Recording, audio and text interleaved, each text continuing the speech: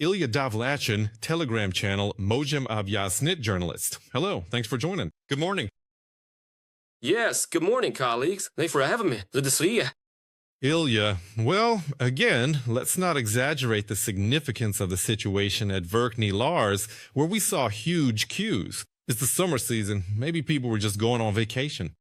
But the more news there is about upcoming mobilizations, and the more Russian propaganda tries to calm everything down and assure everyone that there will be no mobilization, the more we see, at least based on the reaction on social media, that Russians have less desire to stay in the Russian Federation and more desire to find opportunities to leave, at the very least for a long-term vacation. I'm even drawing conclusions from Russian influencers who just happened to buy an apartment in Dubai, just happened to leave for the United States of America, and just happened to decide to stay there for a month or two until the situation settles down. How do you see it? You know, in general, it's good to look at such news, as we journalists like to say, as it develops. Yeah, it's not just that a line is formed or people are standing somewhere, but, for example, looking at Vladimir Putin's statement from July 27, 2026, quote, "Forgive us for quoting Vladimir Putin, but nevertheless, for Russia, for our fatherland, the participants of the special military operation are fighting heroically. They are supported by our entire nation, the entire society." Rewind, and we look at data from Yandex itself, how the number of people thinking about migration or searching for countries they can fly to without a visa is growing exponentially like this. Yes, again, there are rumors that crowds of people are standing at Verkhney Lars. By the way, I fully trust these stories, because last year and the year before that, I was in that area around August, and for some reason, I didn't see any particular crowds at Verkhney Lars at that time, at the end of August. So, in principle, this is explainable. You know, there's a phrase that's popular now. Aggressively obedient majority. I completely disagree with that. It seems to me that in Russia, it's more of an aggressively silent majority. They might be internally unhappy with the war, unhappy with the sanctions, specifically the sanctions in Russia, unhappy with the bans, unhappy with the economic decline, and unhappy with the war itself, in principle, but they aren't ready to speak out for various reasons. Yes, there is repression, there is accountability, there are, well, various sanctions from the police, from the courts. We know how the courts work. We saw how Lev Schlossberg was recently sentenced to 11 years in prison. For what? For reposting a cover, I think, from the Daily Mail publication. I might be mistaken about which one exactly, but in any case, he reposted a cover and got 11 years. It's understandable why they are ready to speak out. But these stories about crowds standing at Verkhney Lars, about people really looking for ways to leave the country. And we saw how it happened in 2022, when Putin announced mobilization, ticket prices to Georgia and Armenia immediately skyrocketed, and people were still buying them up for 200,000 rubles, for 300,000 rubles. So just how great is this support for the so-called SMO in Russia, in Vladimir Putin's opinion, that nothing else helps, right? Not even the propaganda on television. It's literally everywhere now, except, I think, for the Pyatnitsa channel.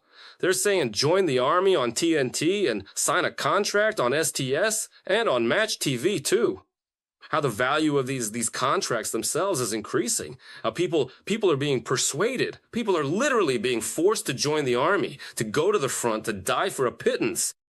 Nothing helps. But apparently, just as we predicted, and our sources really did tell us this, but after the elections, it's not that a new mobilization will be announced, because let's remind our viewers that the old one hasn't even ended yet.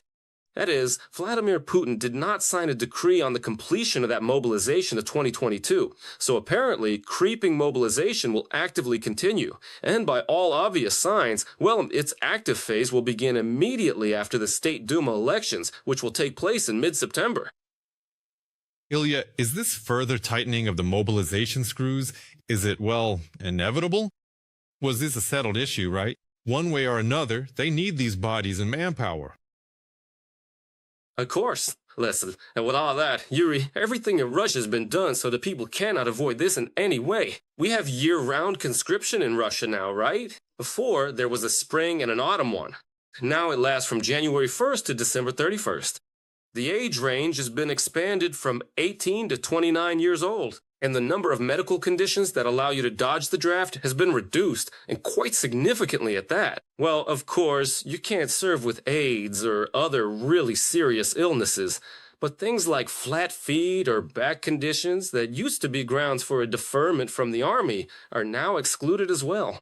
We are seeing how electronic draft notices are being sent out. It's not fully operational yet, but this electronic registry is working. So the Russian authorities have really done everything, or almost everything, to make sure people can't dodge the draft. But for all that, in Russia, despite everything, the courts are still functioning, meaning people can appeal a decision about being drafted into the army, or, I don't know, whatever it might be, mobilization itself. Yes, you can go to court and, at the very least, delay your deployment to the front for some time, even if just for a little bit. Or, for instance, you might be surprised, but in Russia, there is still a provision for alternative civilian service. Well, hypothetically, if your religion, beliefs, or family circumstances don't allow you to join the army, right now in Russia, this still works. That is, people who are being drafted into the army, or to the front, or anywhere else, can still get out of military service for personal or religious reasons. This option, we keep telling our readers and viewers, is still available. So if need be, use it.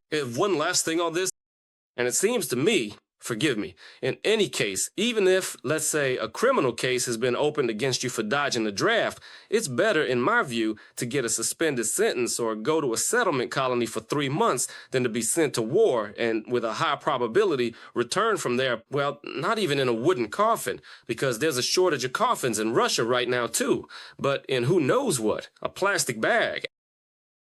But on the other hand, all of this in its entirety goes to show that, well, the special military operation, forgive me for using a phrase that's been around since 2022, is clearly not going according to plan. Financial expenditures, purchasing ballistic missiles from North Korea, North Korean soldiers on Russian and Ukrainian territory, as the main intelligence directorate says, purchases and financial aid, meetings with oligarchs, and voluntary compulsory contributions to the war.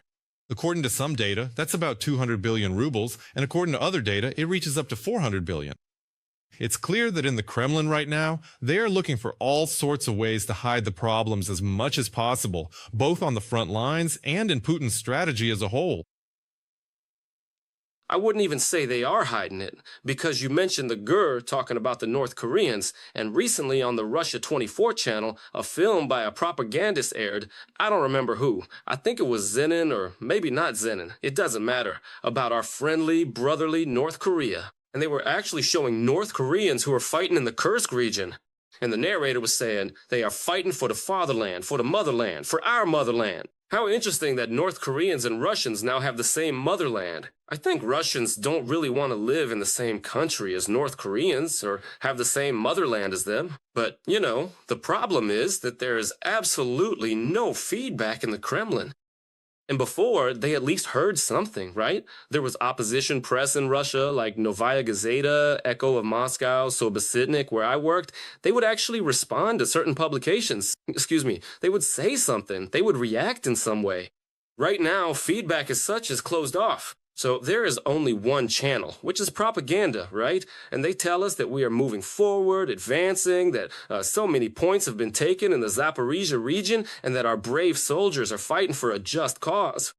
And that's it. But there is no feedback whatsoever. I mean, you can cite VTSIO, Levada, or FOM as much as you want, which show that, yes, the president's ratings are falling, but that's still a different story, again. I mean, VTSIO, Levada, and FOM, they work using proven methods. In your story, it was mentioned that Putin's rating is falling. But that's not the problem. The problem is that here, again, the methodology is wrong. Just like in the case of feedback. When the Kremlin doesn't have this feedback, the same goes for VTSIOM. Well, let's say, do you know how VTSIOM works? I call landline phones or come to people's homes during the day. Who is at home during the day? Obviously, pensioners. Obviously, they answer the way they're supposed to, the way they're used to, were for Putin, for United Russia. After that, sociologists from VTSIM or Levada ask them, by the way, there are 4 other people registered at your home. Are they also for Putin? And the grandmother says, yes, of course, they're also for Putin. And the sociologist from VTSIO makes a note on their paper that this entire apartment, all 5 people, are for Putin. Then, in rare cases, they double-check, but far from always. So VTSIM has more or less reliable data according to their information. Yes, they don't make anything up. However they were answered, that's how they write it down. But the problem with the methodology, as I already said, is that there is a specific sample, and this sample is not at all what exists in Russia. For example, take young people. We can see this in the attitudes of young people who, for instance, don't watch television at all. For them, this medium of information, or disinformation if you will, doesn't exist as such. If young people trusted Putin and believed in united Russia, I assure you, they would be watching Skabiva, Solovyov, and all that other nonsense. But the rating for the Solovyov Live channel is currently at 0.0%. I think that's a pretty telling fact. Ilya, maybe I'll drift a bit off topic, but I think it's all connected. Kanye West, the concert. Oh, what an interesting angle. A very interesting angle. Yeah. I watched the Komsomolskaya Pravda interview. Oh, yeah. With the head of the Central Election Commission. Gosh. Where she was gushing about how I adore Kanye West's work. Wonderful tunes, especially when he covered Lasko v. May. But that's artificial intelligence. It's not real. It's generated. Yeah, but he's still so talented, this Kanye West. By the way, it's interesting. Pavel Durov is a terrorist in the Russian Federation, but Kanye West isn't, even though he, has made statements, is accused of something, of anti-Semitism. He was throwing up Nazi salutes. We can discuss that. I mean, it's an interesting nuance. Durov, who is simply against Telegram being cracked open in the Russian Federation, is a terrorist. But then, representatives of the Taliban, I think, and North Korea and Kanye West, they're all brotherly peoples. How does that even fit into this whole general propaganda of the Russian Federation? I don't even know what goals they're pursuing there, but it just doesn't add up, Good Lord, what nonsense. What rubbish I keep hearing on these talk shows on Channel 1. Has Ella Pamphilova even heard a single Kanye West song? Even I, being a younger person, well, yeah, I've heard some of his stuff. Well, they're stronger. What else? But damn, seriously, why? Why embarrass yourself like that? Again, you see, there's no feedback. Komsomolskaya Pravda, I think, even has their comments turned off. That's why I, Ilya Davlichin, can't go to the Komsomolskaya Pravda website and write, Ella Alexandrovna, in my opinion. Ella Alexandrovna, had you completely lost your mind? What are you saying? You're trying to latch onto the youth. Yeah, the youth listen to Kanye West, obviously. By the way, if Ella Pamphilova didn't know, that song, Sadaya Noche, Grey Night, wasn't played at Kanye West's recent concerts. So some people who came, I think, to the concert in Georgia or somewhere else, they were waiting for that cover, but it wasn't there. But unfortunately, yes, Pamphilova, well, she'll probably be disappointed, but all the tickets for Kanye West are already sold out, so she won't be able to go. But then again, you see, if we proceed from the assumption that this is, again, propaganda, then no, there's no channel through which people can tell these dudes sitting in the Kremlin, God, just shut up already. Please, enough. Enough of this war of yours. Enough of this Skabiva of yours. Enough of this nonsense of yours on the federal channels. We're just sick of it. Yeah, they don't watch it there. Yeah, they sometimes write some comments there. And we see how, again, the number of people who are being taken and fined for so-called discrediting the army is growing. This all just goes to show again that, well, there are no channels. People are somehow trying to express their outrage at these fools who don't even know what to say anymore to seem trendy. Well, okay, at least Pamphilova. Yeah, and Medvedev back in the day, remember, he stood there with a tablet drawing something, showing off his iPhone. Now thank God even that is gone. Let him just write that nonsense he writes on Telegram, and that's it. Getting back to the fact that Kanye West is going to perform, and Pavel Durov has been declared a terrorist. Well, yeah, those are Russia's friends right now, the Taliban and North Korea. We can see how Russian propaganda media are currently talking about what a great guy Kanye West is, and how Russia is not actually closed off from the West. But by the way, this isn't the first concert by a Western star, because I remember that not too long ago, the popular American singer Jason Derulo came to Russia and performed, I think, at the Olympic Stadium.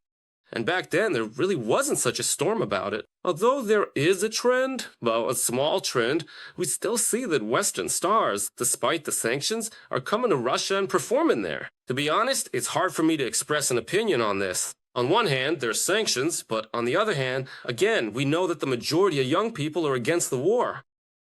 And to just completely close off, well, that's also strange. Although, again, there's the war, again, the sanctions. I don't know, for me, Ilya, what's left for Kanye West to do if he's been canceled in Europe? Well, he came here. This is Steven Seagal light. That's what I call it. well, he did come to Amsterdam. I was in Amsterdam. He was in Amsterdam not too long ago. Ilya, thank you very much for the conversation. Thank you for joining us. I'll remind our viewers that we were joined by Ilya Davlachin, a journalist for the Telegram channel Mojim Objasnit. We Can Explain.